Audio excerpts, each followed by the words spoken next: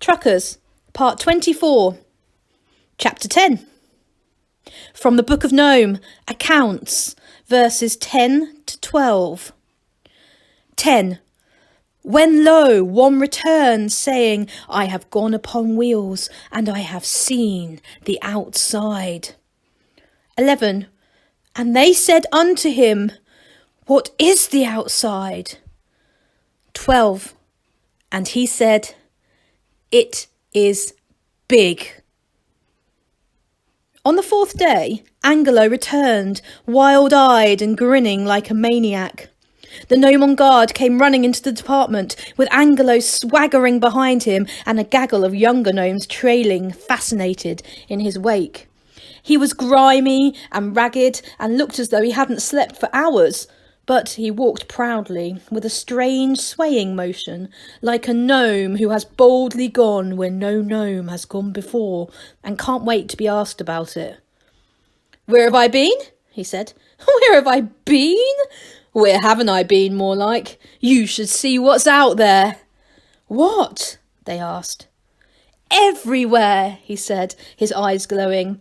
And you know what? What? They chorused. I've seen the store from the outside. He lowered his voice. It's beautiful. All columns and big glass windows full of colour. Now he was the centre of a growing crowd as the news spread.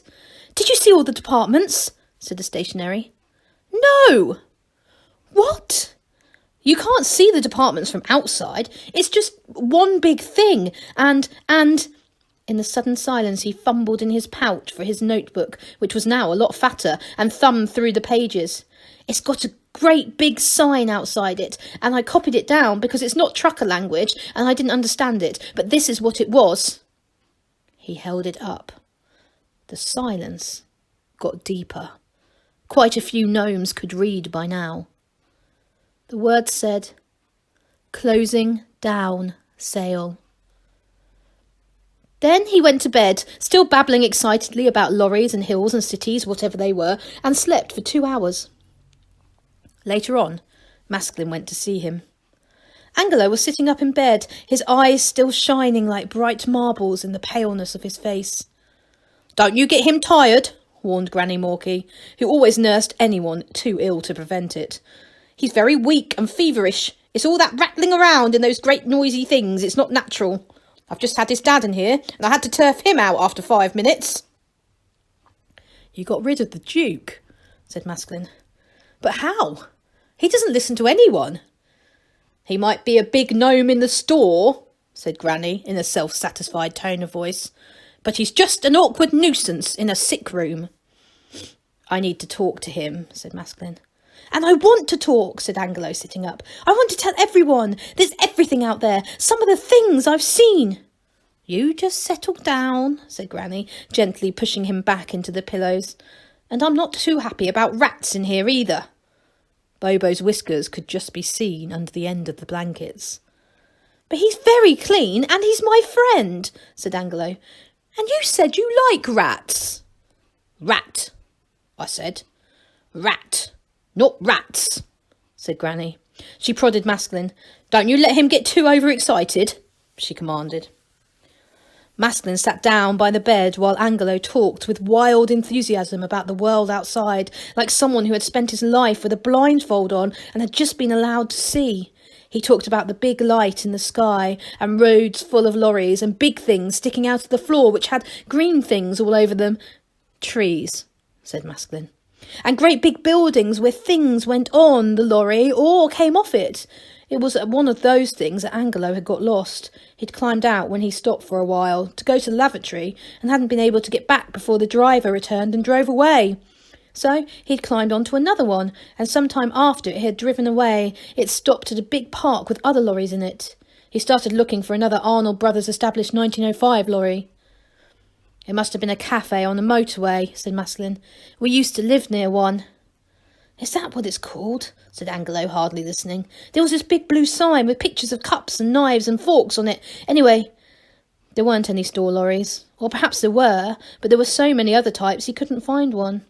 Eventually he'd camped out on the edge of a lorry park, living on scraps, until by sheer luck one had turned up.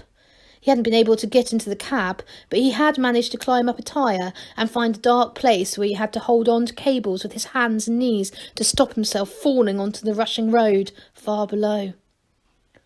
Angelo produced his notebook. It was stained, almost black. "Nearly lost it," he said. "Nearly ate it once. I was so hungry." "Yes, but the actual driving," Maslin said insistently, with one eye on the impatient Granny Morkey. "How do they do the actual driving?" Angelo flicked through the book. "I made a note somewhere," he said. "Ah, here." He passed it over. Maskelyne looked at a complicated sketch of levers and arrows and numbers. "Turn the key, 1, 2, press the red button, 1, 2, push pedal number 1 down with the left foot, push big lever left and up, 1, 2, let pedal 1 up gently, push pedal number 2 down." He gave up. "What does it all mean?" he said, dreading the answer. He knew what it was going to be. "It's how you drive a lorry," said Angelo. "Oh, but, all these pedals and buttons and levers and things," said Maskelyne weakly. "You need 'em all," said Angelo proudly. "And then you go rushing along and you change up the gears and—" "Yes, oh, I see," said Maskelyne, staring at the piece of paper. How? He thought. Angelo had been very thorough. Once, when he'd been alone in the cab, he'd measured the height of what he called the gear lever, which seemed very important. It was 5 times the height of a gnome, and the big wheel that moved and seemed to be very important was as wide as 8 gnomes standing side by side. And you had to have keys. Maskelyne hadn't known about the keys. He hadn't known about anything. "I did well, didn't I?" said Angelo. "It's all in there." Yes, you did very well."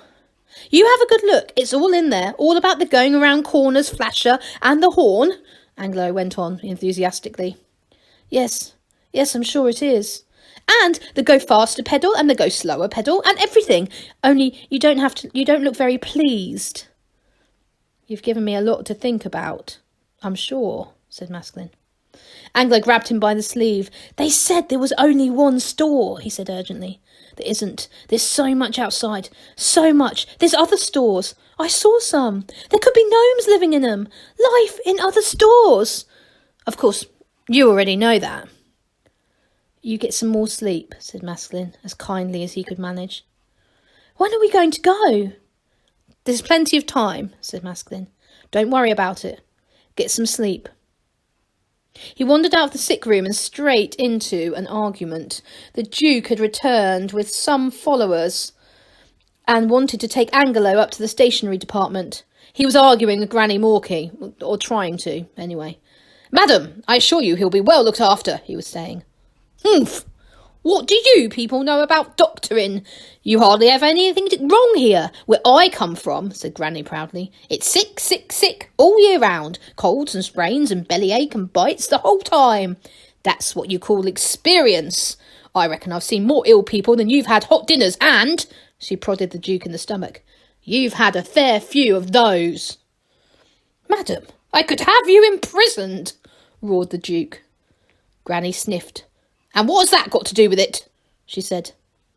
The Duke opened his mouth to roar back, and then caught sight of Maskelyne. He shut it again. "Very well," he said. "You are, in fact, quite right, but I will visit him every day."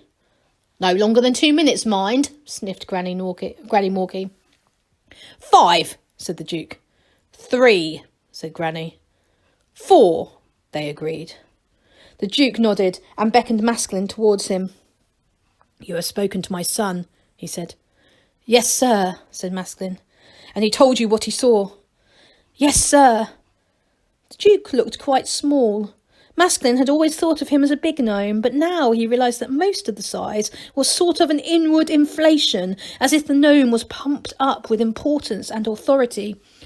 It had gone now. The Duke just looked worried and uncertain.